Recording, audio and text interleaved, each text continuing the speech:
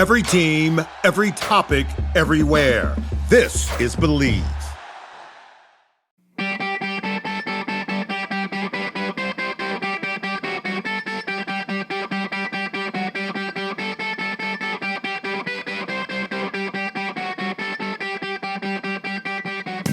What's up, everybody? It is Friday, which means it's Friday Face-Off. Here we go, baby. We're going to pick a topic that is relevant with what's going on in the hockey world today. Sometimes Vex and I agree, sometimes we don't, but we love to duke it out there on some potential, maybe controversial topics. And today, Vex, are you ready to rock and roll with this one? Give me it. Okay, so today what I want to talk about, and this is something that obviously I'm very involved in youth hockey. And I'm very blessed to be able to speak to so many different people in the youth hockey world at so many different levels, NHL down to the grassest roots of hockey. And one of the biggest things that we're seeing in today's youth hockey landscape is the decline of house league hockey and the decline of rec hockey. Everybody feels like they need to get to travel. Everybody feels like they need to get to AAA at the youngest of ages. And what that has done is that's created this really big gap between like learn to play, right? So you just getting in there and figuring it out and all that into what's next. And that what's next is a really important question that needs to be answered. And with the decline of house league hockey, rec hockey, there's way too big of a gap for so many people. And so they're kind of just choosing other sports because a lot of these sports have that. They're still community based. You know, there's still an ability to play where they're not traveling all over the place, whatever it may be. And so it's a topic that I've been talking a lot about with people. And in my research about youth hockey is something that has come up like so many times. And when you talk about the growth of the sport, like that age and that area, it really kind of deters a lot of people from continuing to play in our game. So want to hear your thoughts on that, if that's something you're seeing in St. Louis and talking to people. But it's certainly a huge point of discussion that we need to talk about a lot more. Yeah, I mean, for me, like, I'm not sure what the numbers are here in St. Louis as far as that goes. But, I mean, hockey – we have to care about everyone in hockey, and like I also think that the NHL needs to continue to like push to get new players involved in the game, and that starts with most people at the rec level. The more people that play hockey, the more people that love hockey, the more people that support hockey, the more people that go to NHL games, and then the more people that do that, the more money the NHL teams make, the more money that they are going to give back into the community. And it is a circle, not a square, but a circle. All right, it's a positive feedback loop. And we need to make that loop continuously keep going. We need to keep bringing in new people. I just think that the advent of social media has just pushed people to think that they need to keep up with the Joneses like we always talk about. And you guys know, Toph has been talking about FOMO in hockey and how that leads to so many people to maybe just misunderstood or bad decisions, you could even say, because they're leading their decision-making process from FOMO about what's the next kid doing and what's the next family doing. There's nothing wrong with playing rec hockey. There's nothing wrong with starting out there in the lower levels of hockey. And if you want to work your way up, great. If you don't, also great.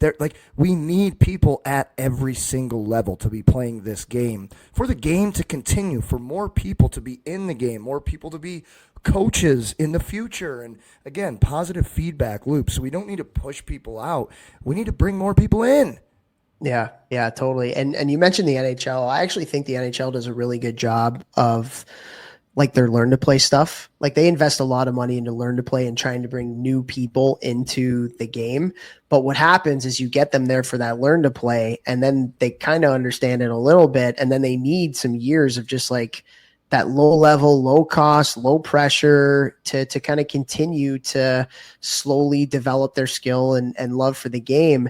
And so we pass them off to the youth hockey model of today, which is so businessified and so pressurized at such young ages. And I think we're losing a lot of people because of that gap. They're not good enough, or the family doesn't have enough time or money to be able to get thrust into travel, and all that kind of stuff. And so we got to do a better job of that, like that next step of creating those like house leagues and those rec leagues that isn't as serious, and educating people that that's okay. You know, that's okay. I mean, my first 2 years out of Learn to Play were in house league. Like, and you know, for a lot of people our age, that's what it used to be. It was in a town community center and things like that. And so we gotta make sure that becomes a thing again, to say the least. And honestly, like, it's one of the reasons why I'm so vehemently against like Might AAA and like AAA at the youngest of ages, because what that does, the more of that means there's just such a trickle down effect. And if you talk to any tier 2 organizations, you talk to tier 3 or community, you know, rec house leagues, what ends up happening is that, you know, the more of that starts happening, then kids get pulled. And then where do they fill their spots from? Well, from the levels underneath. And so then it keeps kids from the lower levels keep getting pulled up and pulled up and pulled up. And then all of a sudden there's not enough kids at the youngest ages of those lower levels to field these house leagues in one rink or 2 or 3 rinks in a similar community or surrounding towns. Right. And so I really think when it comes to like the growth of the game, this is one of the biggest problems that we need to solve in hockey, is making rec hockey, house league hockey, especially at the youngest of ages, really, really relevant again. I love that. Totally makes sense too, with the pulling up, and then what I think happens is kind of like what I was talking about. Then one person at that level sees their buddy going up. Oh, well, I want to go up now too, you know. And there's nothing wrong with being there. There's nothing wrong with enjoying the experience, getting the most out of it that you possibly can. Then if you decide you want to move up, go ahead. But if you also we got to get back to like, so many people put their kids into youth sports now with the goal of going pro or getting a scholarship. And it's just like, there's nothing wrong with you being like, hey, this could happen. But when they're young and they're starting out, that is not the motivation. You are so far away from either of those things happening. You got to be where your feet are. You got to live in the moment. You got to make the most out of where your feet are, and then take things as they come. But we don't got to be in this like crazy rush to just move forward and move up, and especially at the youngest levels and the lowest levels. Yeah. And one thing that I want to say too, because I have talked to people about this, particularly ones that run programs, and the one thing that they tell me a lot of the time, which I think is a huge cop-out, when it comes to this, is what? Can you guess? Well, it's what the parents want. It's what the parents want. They're the consumer, and we got to give it to them. Right. And what I would say to that is, if you're going to give me the line of this is what parents want, it better be from a survey from all the parents in your organization, not from a couple conversations that you've had with a couple of the crazy parents in your organization. And it's really easy to go that route, especially in the business model of youth hockey, because if you call it house league, you charge this much.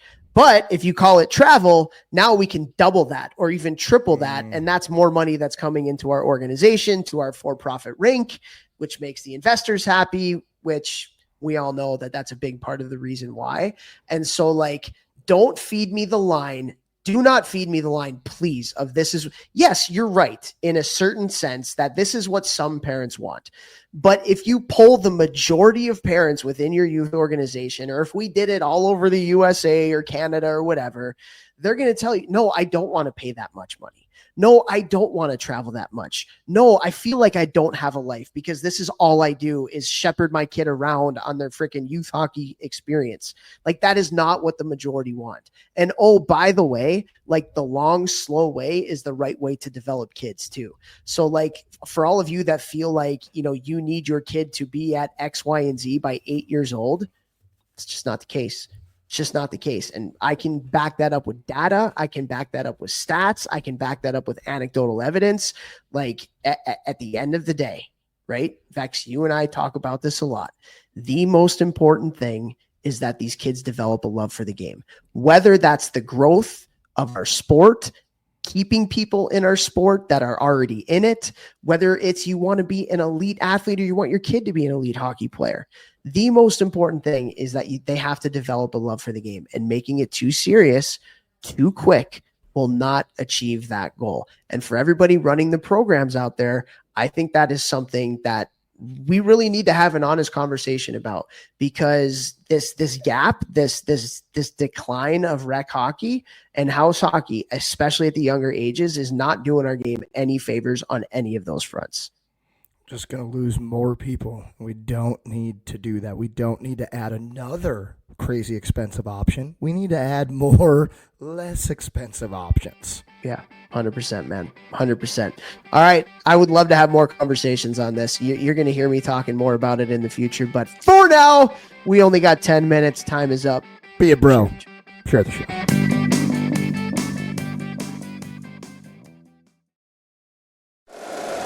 If you like the show, please take a moment to rate, review, and subscribe. It really does help the show to grow. Thank you for listening.